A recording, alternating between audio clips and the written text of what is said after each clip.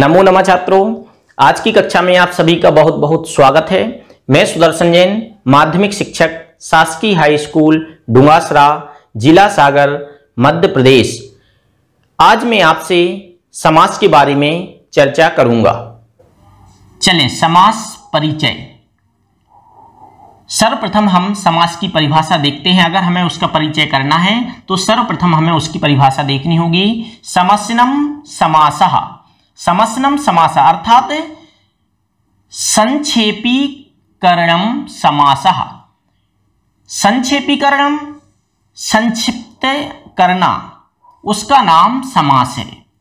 समसनम समासः अर्थात संक्षेपीकरण ही समास है, संक्षेपीकरण करना समास है। दूसरी परिभाषा, द्वयो पदयो अथवा बहूनाम पदानाम मेलनम समासः। दो पदयों, दो पद का, अथवा बहूनाम पदानाम, बहुत सारे पदों का, मेलनम, मेलनम अर्थात मिलन करना या उनको जोड़ना, उसका नाम समास है। ठीक है।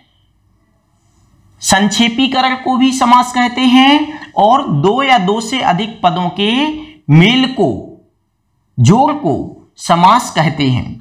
अब इसमें क्या होता है, समास में विभक्ति का लोप हो जाता है। समास में क्या होता है, विभक्ति का लोप हो जाता है। जैसे दो शब्द हैं, उसको अगर हमें जोड़ना है तो जो उसके बीच में विभक्ति है उसका लोप हो जाएगा। जैसे यहां पर जो बीच में ये विभक्ति दिख रही है, इसका हम लोप कर देंगे और जो अंत में एकमात्र विभक्ति बचेगी। तो राज्ञः पुरुषः, इसके माध्यम से हम उदाहरण के माध्यम से समझते हैं। तो मुख्य शब्द क्या है, राजन, राजन। अब इसमें गस विभक्ति, जो षष्ठी विभक्ति है, सुप्रत्यय प्रत्यय है। जैसे सु औजस आमोष्ट षष्टाभ्याम विसर्गेभ्याम विस गसीभ्याम विस गस ओस आम। तो जो षष्ठी का गस प्रत्यय है, इसका हमें क्या करना पड़ेगा, इसका हमें लोप करना पड़ेगा। तो बीच की विभक्ति का लोप करना, उसका नाम समास है। अब हमने इसमें से गस का लोप कर दिया। अब जो अंत की विभक्ति है, सिर्फ वो विभक्ति बचेगी। जो बीच की विभक्ति है उसका लोप होगा। अर्थात दो पद या बहुत पदों की मेल को समास कहते हैं। लेकिन मेल कब होगा, जब उसकी बीच की विभक्ति, ये जो विभक्ति है, ये जो गस है, इसका लोप हो जाएगा। गस का विसर्ग बचता है यहां पर, यहां समझना है। तो जो इसका लोप होगा उसका नाम ही समास है। तो अब यहां राजन शब्द का जो हलंत है इसको छोड़ दो, राज। अब जो शेष क्या बचा, पुरुष और सु, तो पुरुष, पुरुष तो क्या हो गया, राज पुरुष। अब जो सु का क्या हो जाएगा, विसर्ग हो जाएगा। ठीक है, तो राज पुरुषा हो गया। तो इसमें क्या समझ में आया, जो बीच की विभक्ति हैं, उन बीच की विभक्तियों का लोप किया जाता है और उसको एक पद बनाया जाता है। अर्थात बहुत सारे पदों को उनकी विभक्तियों का, बीच की विभक्तियों को लोप करके जो एक पद बनाया जाता है, उसका नाम समास है। चलें, तो समास के कितने भेद हैं, समास भेदानि। समास के भेद तत्पुरुष, द्विगु, कर्मधारय, द्वंद्व, द्वंद्व, बहुब्रीहि और अव्ययी भाव। ये मुख्यतः लगभग हम लोग समास के 6 भेद पढ़ते हैं, लेकिन यहां पर मैंने 2 अलग कलर से लिखे हैं। तो मुख्य समास के भेद हैं तत्पुरुष, द्वंद्व, बहुब्रीहि और अव्ययी भाव।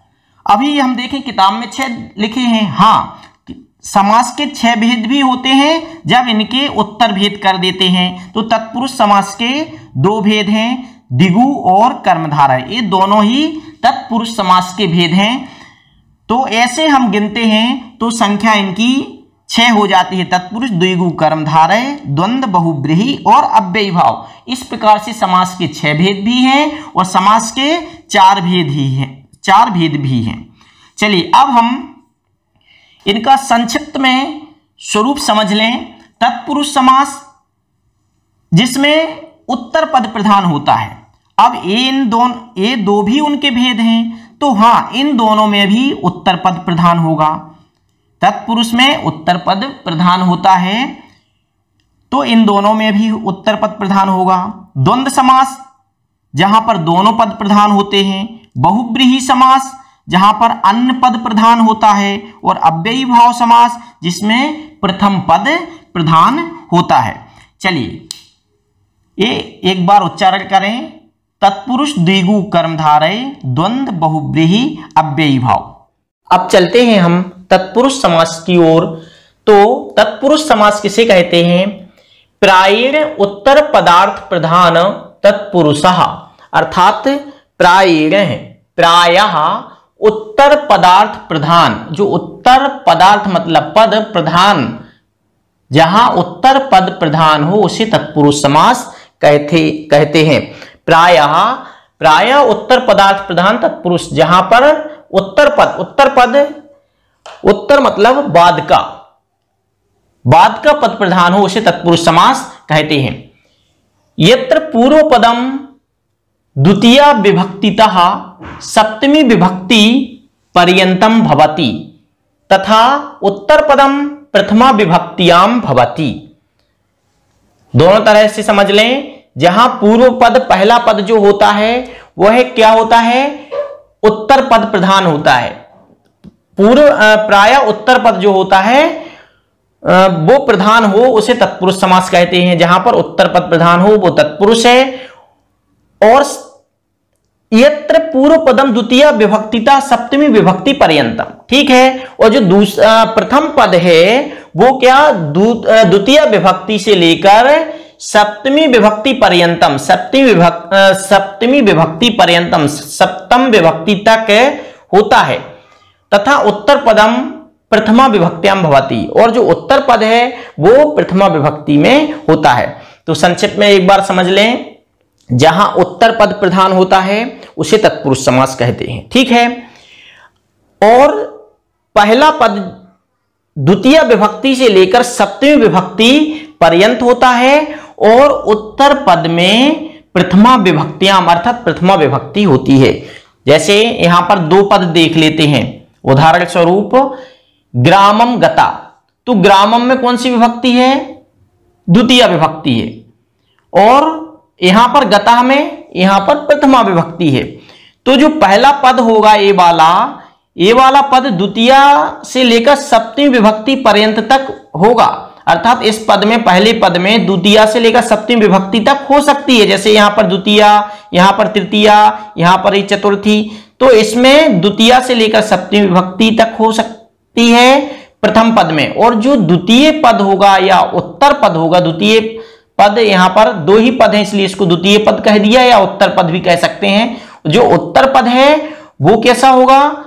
वो प्रथमा विभक्ति में ही होगा, ठीक है ना। वह प्रथमा विभक्ति से सहित होगा। तो अब हम देखते हैं इसका उदाहरण। तो ये कहां से कहां तक होगा? द्वितीय विभक्ति से लेकर सप्तमी विभक्ति पर्यंत तत्पुरुष समास होगा। तो द्वितीय विभक्ति इसका एक हम दो उदाहरण देख लेते हैं। ग्राम गता, ग्राम अलग है, गता अलग है, दो शब्द हैं। तो ग्राम में ग्रामम, इसका समास विग्रह, समास और समास विग्रह ध्यान रखना। समास अगर सीख रहे हैं तो दो चीजें हमें सीखना बहुत आवश्यक हैं, समास और समास विग्रह। समास मतलब शब्दों के समूह को समास कहते हैं, और समास विग्रह जिसमें शब्दों के जो विभक्ति इत्यादि है उनको अलग कर दिया जाता है। समास शब्दों के समूह को, कितने भी शब्द हों, उनको इकट्ठा कर देते हैं तो उसका नाम समास हो जाता है। और समास विग्रह में अगर शब्द की हमें पूरी पहचान करनी है, उसके बारे में हमें पूरा अगर समझना है तो हम उसका समास विग्रह कर देते हैं। समास विग्रह समास समझने के लिए होता है। तो ग्रामगता, यहां पर ग्रामगता, ग्रामम गता, इसमें द्वितीय विभक्ति है और गता मतलब गया। ग्रामम मतलब गांव को, कर्ता ने कर्म को, तो द्वितीय विभक्ति कर्म को, गांव को, गता मतलब गया। ग्रामम गता, गांव को गया। अब हमको ये बात समझ में आ गई। अब हम इसको शॉर्ट में कहेंगे तो कह सकते हैं ग्राम गता, गांव गया। अब इसमें जो को विभक्ति लगी थी या अम प्रत्यय लगा था उसको हमने हटा दिया। यहां पर जो अम की बिंदी थी उसको हमने क्या कर दिया, उसको हटा दिया और उसको शॉर्ट में कह दिया ग्राम गता, ग्राम गता। ठीक है ना, गांव गया। और यहां उसका अर्थ क्या निकल रहा था, गांव को गया, और यहां क्या निकल रहा है, गांव गया। तो ये हमें समझ में आ रहा है कि गांव गया मतलब गांव को गया। तो ये हो गया द्वितीय तत्पुरुष। अब इसका दूसरा उदाहरण भी, कृष्णम आश्रिता। कृष्ण आश्रिता, कृष्ण के आश्रित, कृष्णम आश्रिता, कृष्णम आश्रिता अर्थात कृष्ण आश्रित, जो कृष्ण के आश्रित थे।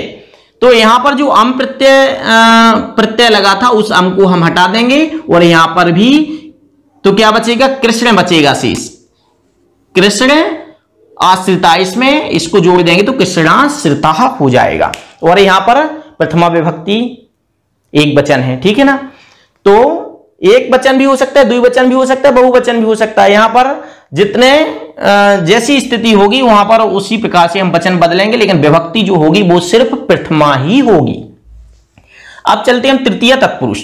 तृतीय तत्पुरुष क्या कह रहे हैं, ये सिर्फ यहां पर दो उदाहरण समझाने के लिए दिए हैं, इसके अनेकों उदाहरण बना सकते हैं, बन सकते हैं।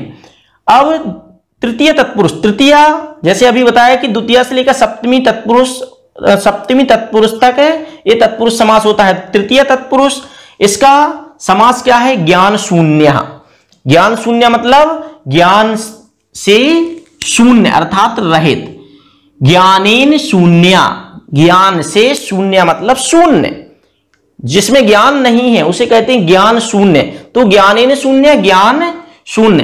तो यहां पर जो विभक्ति लगी थी कौन सी, तृतीय, जैसे ज्ञानेन, रामेण, ठीक है ना, बालकेन। तो इसमें जो प्रत्यय लगा था टा, सुऔजस अमोसस टा, तो टा प्रत्यय को हमने उसको हटा दिया। तो इसमें से जो ए और ना की मात्रा है ये हट जाएंगे, तो इसमें से क्या बचेगा, ज्ञान और शून्य। तो यहां पर आ जाएगा ज्ञान शून्य। अब अगर समझना है तो यहां पर समझ लीजिए, समाज प्रग्रह करके ज्ञानेन शून्य, जो ज्ञान से शून्य है उसे ज्ञान शून्य कहते हैं। ठीक है, बाण हतः, बाणेन हतः, बाणेन हतः। तो यहां पर भी तृतीय विभक्ति है, बाणेन से के द्वारा। तो बाणेन हता, बाण के द्वारा, हता मतलब मारा गया, तो बाण हता उसको कह दिया अर्थात बाण के द्वारा मारा गया। अब चलते हैं, तो यहां पर जो विभक्ति थी उसका हमने पुनः इसका लोप कर दिया। ठीक है, टा प्रत्यय का हमने लोप कर दिया, तो बाण प्लस हत, तो बाण हता हो गया।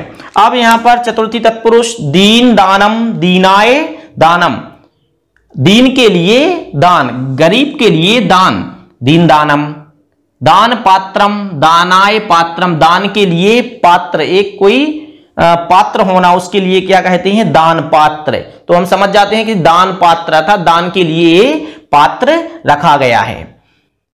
पंचमी तत्पुरुष, पंचमी तत्पुरुष, अब इसमें यहां पर पंचमी विभक्ति रहेगी और यहां पर द्वितीय शब्द में प्रथमा विभक्ति रहेगी।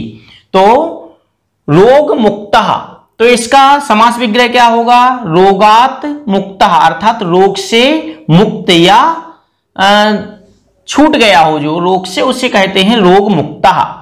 तो यहां पर पंचमी, यहां पर प्रथमा, ध्यान रखना है, और यहां पर प्रथमा विभक्ति होगी। पाप मुक्तः, पापात मुक्तः, तो इसकी जो बीच में विभक्ति है पापात में, यहां इस विभक्ति का लोप हो जाएगा, गस, इसका लोप हो जाएगा, तो पाप मुक्तः। अब यहां पर षष्ठी तत्पुरुष, यहां भी राजपुत्र, तो यहां पर समास विग्रह क्या हो जाएगा, राज्ञः पुत्र अर्थात राजा का पुत्र। तो जो बीच में गस प्रत्यय था उसका लोप हो जाएगा, तो यहां पर इसका बचेगा राज्ञ, राज, और यहां पर राजन शब्द का षष्ठी एक वचन बनता है राज्ञा, तो यहां पर राज प्लस पुत्र, तो राज्ञा हो जाएगा।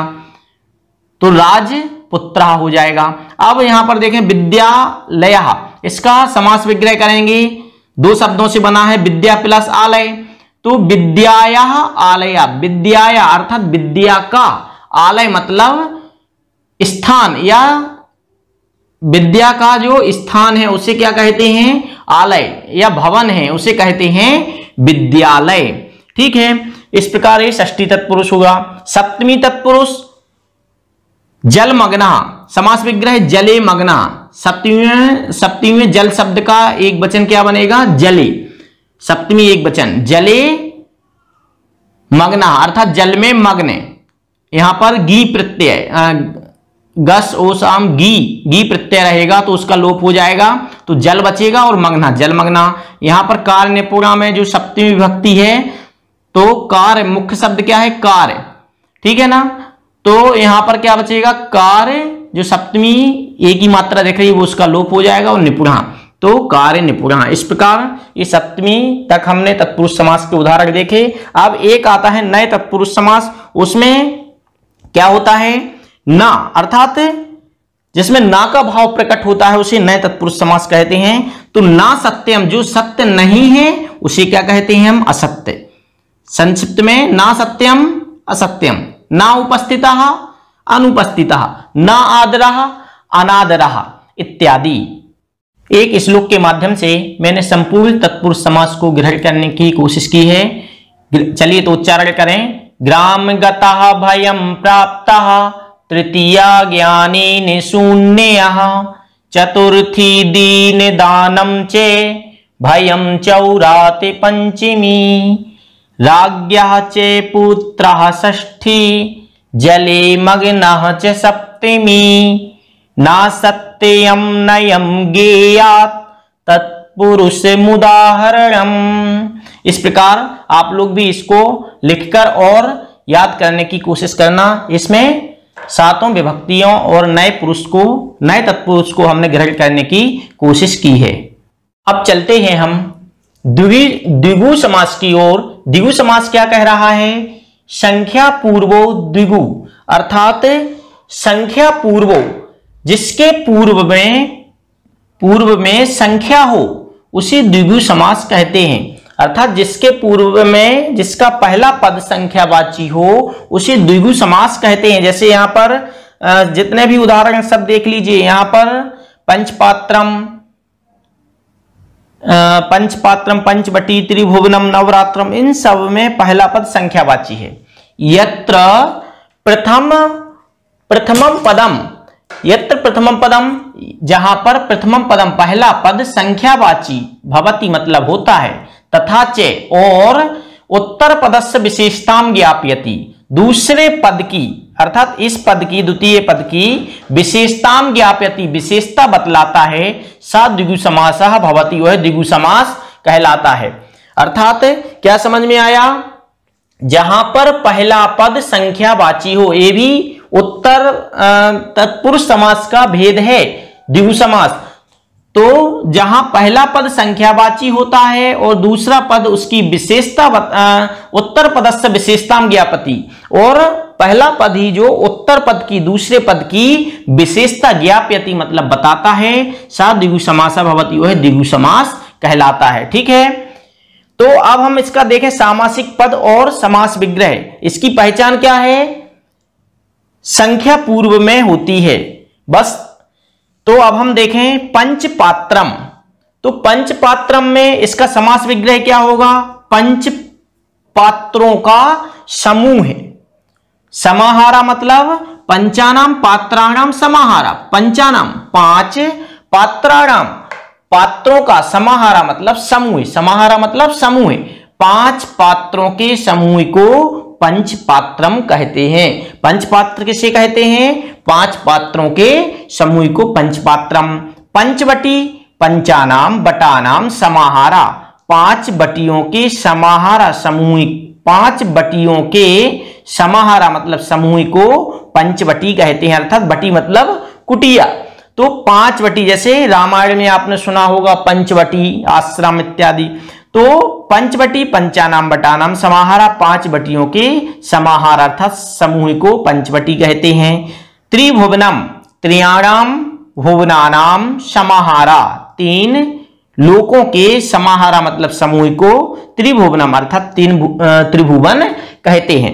अब देखते हैं नवरात्रम, नवानाम रात्रिणाम समाहारा, 9 रात्रियों के समाहारा मतलब समूह को नवरात्रम कहते हैं। इस प्रकार हमने क्या समझा कि जो संख्या पूर्वे दिगु अर्थात जिसके पूर्व में संख्या होती है उसे दिगु समास कहते हैं। तो क्या दशानन भी दिगु समास का उदाहरण है? ऐसे यहां पर मैं लिख दूं दशानन, दशानन दिगु समास का उदाहरण है क्या? संख्या तो पूर्व में है 10 है, नहीं, दशानन जो है वह दिगु समास का उदाहरण नहीं होगा, क्योंकि यहां पर जो है अन्य पदार्थ प्रधान है, इसलिए यह है दशानन। दशानन किसको कहते हैं हम? रावण के लिए कहते हैं। किसको कहते हैं? रावण के लिए कहते हैं, इसलिए इसका यहां पर यह द्विगु समास का उदाहरण नहीं हो सकता, क्योंकि यह अन्य पदार्थ अर्थात किसी तीसरे पर लक्ष्य कर रहा है, इसलिए यह द्विगु समास का उदाहरण ना होके बहुव्रीहि समास का उदाहरण है। तो द्विगु समास जिसके पूर्व में संख्या होती है उसे द्विगु समास कहते हैं, और वह संख्या उत्तर पद की विशेषता बतलाने वाली होती है। तो ये आज द्विगु समास के उदाहरण पढ़े। अब चलते हैं हम कर्मधारय समास की ओर। कर्मधारय समास किसे कहते हैं? प्रायश्च चासौ कर्मधारयः अर्थात प्रायः च असौ, यह ऐसा कर्मधारय उसे कर्मधारय कहते हैं, अर्थात ऐसा है जो, जहां पर ऐसा भाव आता है चे असौ अर्थात और जो ऐसा है उसे, उसके अर्थ में कर्मधारय समास होता है। यत्र प्रथमम पदम विशेषणम, बहुत अच्छे समझना, यत्र प्रथमम पदम विशेषणम, जहां पर प्रथमम पदम पहला पद, विशेषणम व उपमानम, जहां पहला पद विशेषण हो या उपमानम अथवा उपमान, ठीक है, जहां पहला पद विशेषता बताने वाला या उपमानम अर्थात तुलना कराने वाला, तथा द्वितीय पदम विशेष्यम और दूसरा पद विशेष्य हो, व उपमेयम अर्थात उपमेय हो, तत्र कर्मधारय समासः भवति, वहां पर कर्मधारय समास होता है। तो इसमें हमें क्या समझना है? ध्यान से, जहां पहला पद कैसा हो? पहला पद विशेषण हो, विशेषण मतलब किसी की विशेषता बतलाने वाला, पहला पद विशेषता बतलाने वाला हो, और द्वितीय पद जो है वो विशेष्य हो। विशेष्य मतलब मुख्य। अब मुख्य कौन होगा? जिसकी हम विशेषता बतलाएंगे, ठीक है। तो पहला पद विशेषता बतलाने वाला और दूसरा पद विशेष्य हो, उसे कर्मधारय समास कहते हैं। कर्मधारय, कर्म को धारण करने वाला, उस कौन होता है, कैसा कर्म कर रहा है, उसी के माध्यम से हम समझ लेते हैं कि वह कैसा है, अर्थात पहला विशेषता, विशेष की विशेषता बतलाएगा प्रथम पद, जो पहला पद होगा वह विशेषता बतलाने वाला होगा। चलिए, तो नीलोत्पलम, नीलम चेतत उत्पलम, नीलम चेतत उत्पलम, नीला है तत् उत्पलम, वह उत्पल, नीला है जो उत्पल, उसे क्या कहते हैं? नीलोत्पलम, ठीक है। महापुरुषा, महान चे असौ पुरुषा, महान है जो पुरुष, महान चे असौ पुरुषा, महान है जो, असौ मतलब यह, पुरुषा मतलब पुरुष, उसे क्या कहते हैं? महापुरुषा, अर्थात पहला पद इसमें क्या है? विशेषता बतलाने वाला महापुरुषा। अब यहां पर महापुरुषा भी हो सकता है, कुपुरुषा भी हो सकता है, सुपुरुषा भी हो सकता है, अर्थात कोई भी हो सकता है। तो लेकिन जो विशेष है अर्थात जो पुरुष है वो विशेष रहेगा, विशेष मतलब मुख्य रहेगा, मुख्य कैसा है उसकी विशेषता पहला पद बतलाएगा। तो जितने भी ये उदाहरण हैं पहला पद विशेषता बतलाने वाला है। घन श्यामः, घन इव श्यामः। श्याम, श्याम कैसे हैं? घन इव, घन मतलब बादलों के समान। बादल कैसे होते हैं? काले। तो ऐसे घन इव श्यामा, घन के समान जो हैं, श्यामा मतलब काले, उनको कहते हैं घनश्याम। कृष्ण सर्पः, कृष्ण सर्पः, कृष्णः चे असौ सर्पः, कृष्णः चे असौ सर्पः, क्या आएगा? पुरुष आ गया। कृष्णः चे असौ सर्पः, सर्पः कृष्ण अर्थात काला है जो, कृष्णा चे असौ सर्पा, काला है जो, सर्पा मतलब सांप, उसे क्या कहेंगे? कृष्ण सर्पा। अब यहां पर रक्त सर्पा अर्थात लाल है जो सर्प, उसे रक्त सर्पा। पीत सर्पा, पीला है जो सर्प, अर्थात जो पहला शब्द होगा, कोई भी उदाहरण देख लीजिए। महापंडितः, पंडित कैसे हैं? महान, अर्थात पहला पद विशेषता बतलाने वाला और दूसरा पद कैसा होता है? विशेष्य होता है, उसे कर्मधारय समास कहते हैं। कर्मधारय किसे कहते हैं? जहां पहला पद विशेषण हो और दूसरा पद विशेष्य हो, उसे कर्मधारय समास कहते हैं। अब संक्षिप्त में द्वंद्व समास, द्वंद्व समास जो होता है उसमें दोनों पद मुख्य होते हैं, अर्थात जैसे माता चे पिता चे अर्थात पितरऊ, उसको हम आगे देखेंगे। और बहुब्रीहि, बहुब्रीहि समास जो होता है जहां पर अन्य पदार्थ प्रधान, अर्थात जहां पर कोई अन्य दूसरा ही पद प्रधान होता है, उसे कहते हैं बहुब्रीहि समास। जैसे चंद्रशेखरः, चंद्रशेखर तो कह रहे हैं लेकिन हम स्मरण किसको कर रहे हैं? शिव को, क्योंकि उनके सिर पे चंद्रमा है। और इसके बाद दशानन, दशानन भी अभी देखा था हमने, वो अर्थात दशानन बोल रहे हैं लेकिन स्मरण हम रावण को कर रहे हैं। इसके बाद आता है अव्ययी भाव समास, जहां पर प्रथम पद प्रधान होता है और अव्यय होता है, उसे अव्ययी भाव समास कहते हैं। अभी इन तीन समास को हमने संक्षिप्त में समझा। तो पहला पद अव्यय होता है और अन्य पद जो दूसरा पद जो है, अर्थात पहला पद अव्यय होता है और यह प्रथमा एक वचनांत होता है। तो इस प्रकार आज हमने मुख्य रूप से तीन तत्पुरुष द्विगु कर्मधारय समास पढ़े। तत्पुरुष जहां पहला पद प्रधान होता है, द्विगु जहां पर पहला पद संख्यावाची होता है, और कर्मधारय जहां पर पहला पद विशेषण होता है। इस प्रकार आज हमने तत्पुरुष द्विगु कर्मधारय समास को पढ़ा और आगे द्विगु, बहुब्रीहि, द्वंद्व बहुब्रीहि और अव्ययी भाव समास को पढ़ेंगे। नमो नमः।